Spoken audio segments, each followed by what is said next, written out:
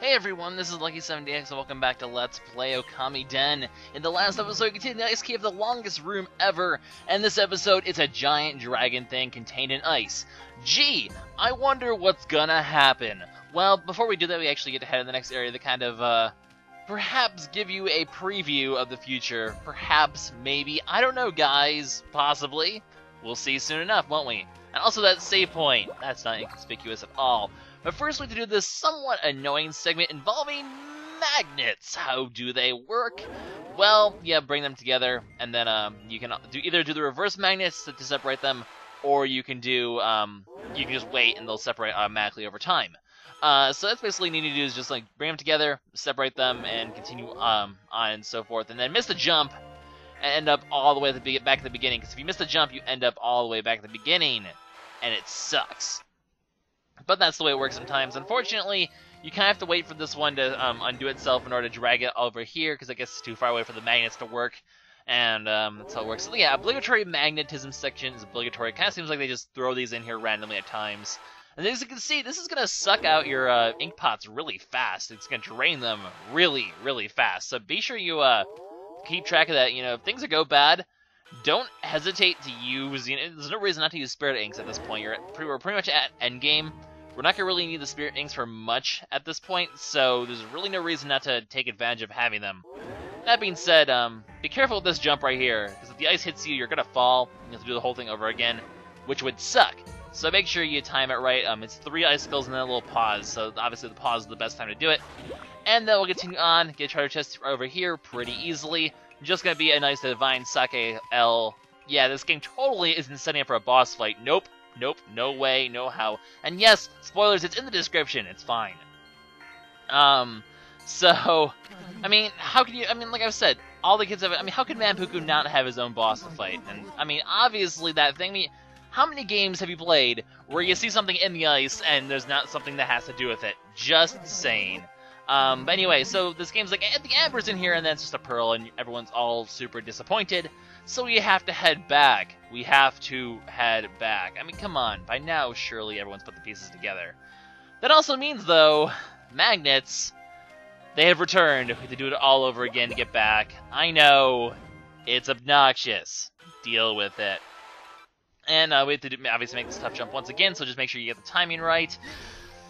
Wow, I barely made that. It's a good thing I got caught by the end of it and not early on, else he would fall. That being said, if you fall, it's not that bad from this point, because obviously, you don't start at the beginning. Well, you start back at the beginning, but you start at, the beginning of this section, and that's nice. It would be nice if it teleported you back across there. That'd be a really nice shortcut, I guess, but that's not how it works, apparently. Falling in pits. How does it work? Pit. How do you work? Referencing Kid Icarus. Why? Because I can. But, there we go. Magnetism gets us across. We can go ahead and use the save point to recharge our stuff and to save. Because, come on, we're heading back to the room of a giant dragon thing. Gee, I wonder what's going to happen. Surely nothing bad will happen. Surely, oh, cutscene. No, I didn't expect a cutscene. I thought things would just be nice and peaceful as we walked back here. Nothing bad is going to ever happen to us, because we're the luckiest people in the world. That thing's definitely not going to come to life and kill us. Nope, no siree. He's only there for decoration, nothing else. We're going to be perfectly fine, even though things are rumbling and going crazy, and we're in the middle of a cutscene, which means bad things usually happen in cutscenes, especially if giant dragon things. But nope, we're going to be perfect. Oh my god, I'm so surprised. That really tracked down for a lot longer than I thought it would. Wow. Did not intend to use that voice for that long. But, welcome to the boss. He's a guy frozen in an ice cube. But this, he looks like he's shivering. You look cold, buddy. You could use some fire to your face. So of course we have to have a boss like this guy, and it's gonna be pretty. I do like this boss. I think this boss is actually pretty cool. He's pretty simple. He's actually fairly quick as well. You'll see how you fight him in just a little bit. And yes, that frozen cannon back there is obviously going to come into play. The frozen cannon alone should have been enough to be indicative. Oh, this guy's probably a boss because there's a cannon here aimed at him. Gee, I wonder. But anyway, as usual, you start the fight off by smacking him in the face a few times. So just keep doing that until stuff happens. And hey, what do you know? Stuff happens. So eventually he'll get dizzy, this icicle will fall, cut the icicle, and this right here looks painful as all hell. It pierces his head. Well, it looks like more like his neck. and this will leave him vulnerable for a little bit. So quickly, and this is the hard part, put Manpuku in the cannon immediately. No. You have to. The reason I ran back and made you. Oh my god, this isn't working. The reason I put the fire in for a little bit is. The reason I cut the icicle, I went back before I cut the icicle. You want as much time as possible. He will break out of that icicle ridiculously fast. And if you screw up your fire a few times, you can easily come out and knock Manpuku away, and you'll do no damage. He'll heal everything, just like most bosses do. You'll start from the very beginning, because as usual, if you screw it up, you start from the beginning. So basically, that's what happens. You pin him down with the icicle, and then you shoot a cannon into his face. You cannonball Manpuku. Manpuku literally is so fat that he is the weapon you use against the boss. You use Manpuku's body as a weapon to smack him around. That's the best thing a little mini-god has, is a fat person beat this boss up with. Manpuku, your girth is amazing. You should be proud of yourself, son. And I actually mean that. Like, seriously, if you're badass enough where if you're badass enough where you can smack a dragon around, you're pretty freaking badass, no matter, what people call you. Pride, people. Pride. Anyway, this guy does have a few other attacks. He can cause his ice breath to freeze the ground a bit, and watch out, it'll freeze you as well, and those don't run into those icicle things as well to hurt you. He can also cause icicles to fall from the ceiling. Obviously, you don't want to touch those either, so nothing too hard to avoid. Obviously, he has his bite attack you've seen a few times. He used bite. It's super effective. Manpuku, your face is in the middle of my screen. You are the silliest biscuit in the world. You'd probably eat all the silly biscuits as well. So of course he gets pinned down again. Now this is where things get, you have to do this 4 times, so we've done twice. The second 2 things will get a little bit more interesting, so we'll quickly go ahead, set the cannon on fire. Make sure you have it on fire before you do it. But as he's going to go, a giant ice wall will come up, and well, you can kind of expect what's going to happen. We're going to use Manpuku's fire and take down the ice wall. I really don't think you need to do all this much ice. I think you just need to draw 1 line, but I like to do a bunch of lines because I'm special. So I'll take him down to 3/4 health, or well, he's down to 1/4 health. We've killed 3/4 of his health. No one likes your bad breath, dude. Talk about morning breath. How long have you been that icicle? Your breath must be horrible by now. So we'll just go ahead and pin him down 1 more time. And this actually is going to be the end of the boss, believe it or not. So, rather simple, I guess. You just need to do this process a few times. It really isn't that hard. And nowhere near, this boss is only like a few minutes long.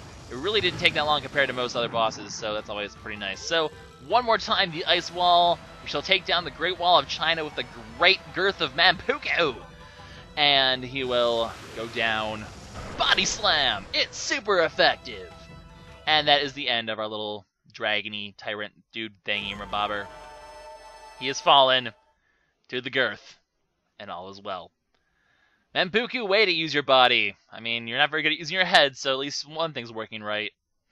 Anyway, so he goes down, and we're going to be treated to a nice long cutscene. Boy, you are... And, of course, that's where the amber would be. It would be inside the giant dragon's mouth. How convenient! Well, actually, if you read the description, I will be going through all the enemy descriptions post-game. He actually says that this guy's supposed to be the guardian of the amber, so I guess it makes sense that would be inside him. He froze himself to guard the amber, in fact. So, interesting how that works, I suppose. But you look familiar-ish, and this is where things get really interesting. Actually, I love this whole this cutscene right here. This cutscene is amazing. Or one of the more amazing cutscenes, because if you remember Okami, when you get sent back to the past of Amaterasu, Shiranui, he's supposed to be there to save the day, but you end up fighting Orochi with Amaterasu. And this explains where Shiranui ended up going, because he's frozen in ice right now. So we actually get a bit of backstory behind what happened 100 years ago with Shiranui, which is really awesome. A lot of backstory, surprisingly. Shiranui ends up being pretty important for the next few episodes, which is it is kind of interesting in my opinion. And also we get Ishaku, who is the more cool version of Isun. He's Isun's grandfather or great-grandfather, something like that. I don't know, 100 years. I guess that'd probably be great-grandfather, but I forget if it's specified. It might be just grandfather. I don't remember off the top of my head. Doesn't really matter. Had a yellow Isun. So he's like, who the heck are you people? No, my name is not Porkchop. I am clearly... Porkchop Manpuku, it's just rude. Shiranui is just... I love Shiranui's design. I love his face. He just looks so badass and fearsome compared to Chibi. Like, this is where you remember, oh yeah, Chibi's just a little puppy. Like, you're so used to seeing Chibi that, like, all of a sudden you see, like, an actual, adult god, and you're like, holy shit, I'm kind of pathetic. Like, look at his markings compared to mine. He is, like, fearsome as hell right now. But anyway, yes, we do look like the pup. Obviously, Ishaku would recognize a god when he sees him. And Shiranui, you look a bit worn out. I mean, I guess being frozen in ice like that would be rather painful. And also, he did fight off a lot of demons. I mean, I guess that explains. How did he end up in the ice cave? I don't know. Capcom, or whoever runs this game now, an Okami prequel with Shiranui. I would love to see that. Granted, it doesn't really have much wiggle room anymore because of, this game sort of does provide a lot of information about what happens with Shiranui, but it would be cool. I'd like to have a chance to play as Shiranui at some point. Anyway, so he's obviously a bit worn out. How is Shiranui gonna fight Orochi? He's all worn out. Well, luckily, I mean, we do know that Amaterasu will take down Orochi for Shiranui. So, Shiranui being injured is fine because Amaterasu is there to save the day. And that's not our story, obviously. That's Okami. But this explains why he wasn't there. He tries to go fight Orochi regardless, even though he's gonna get himself killed. Chibi does an epic, 1080 times 720 right there. Goes over and stomps him. Tells that he's gonna fight Orochi for his grandfather. And this moment where Manpuku and Chibi are like, no, you're injured. We will fight for you, grandfather. Well, that's just so amazing. And then we had this moment where Shinui's like, you sure? You sure you want to do this? You sure you're up for this? And you kind of get this passing of the torch moment here that you really don't get to see in Okami, where Shiranui recognizes his grandson. He's like, fine, you know what? You got this. Shiranui is such a cool character, and you're just gonna oh, I can't even say because it's so much spoilers. Just this part of the game, with the whole Shiranui thing, this is where I really just start getting really into this game so much. And also this line right here is I love this part right here, where he's like, well, okay, we're good to go. Who is this guy anyway? And then Shiranui's, and then, well, you can expect what's going to happen from here. What? Your grandson? Yes, indeed. Shiranui does recognize his own brood, apparently. Even though I'm sure this is long. Well, I guess he probably, I don't know how the whole generations thing work. You'll see later on. But we now are tasked by our grandfather to take down Orochi, and that's what we shall do.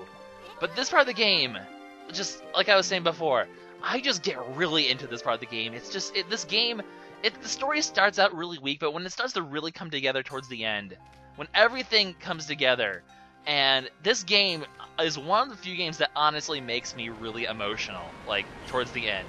Maybe not necessarily now. This is the little taste of how emotional this game can get, and the really powerful moments the ending has. But believe me, you have not seen nothing yet. This game gets this game actually makes me want to cry at some points in the future, and I don't even know what's gonna happen, guys. I might just have an emotional freaking breakdown in the middle of the episode. Who even knows? But we're back out of the ice cave. We've gotten the amber we needed. And apparently they got the food we needed, so we hitch a ride back, and now we can get inside the moon cave and cause stuff to happen. However, that shall not be for this day.